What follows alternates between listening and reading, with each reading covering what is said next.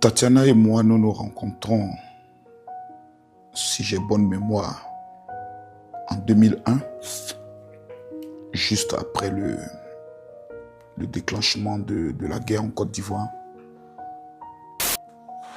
Et voici comment l'Église décide d'organiser une veillée de prière, une grande veillée de prière. Et tout le monde dit, il y a un pasteur qui viendra de l'intérieur du pays que Dieu utilise extraordinairement.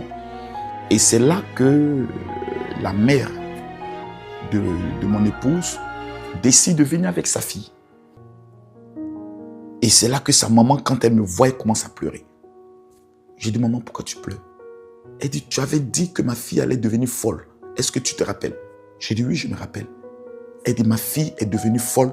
Mais ce matin, quand il s'est levé, elle m'a dit que tu allais venir aujourd'hui.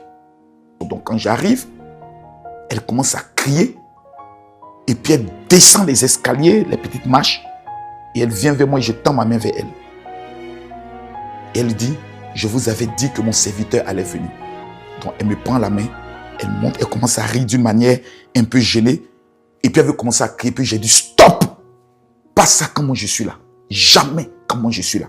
Je pense qu'on a commencé à cheminer un peu ensemble. Un peu ensemble, il n'y avait rien. Même pas un bisou, rien.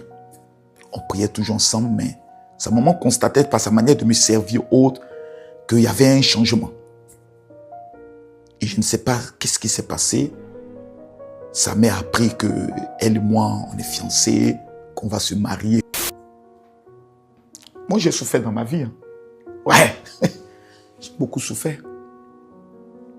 Et pendant ce temps de souffrance, personne ne te dit que tu es un faux pasteur.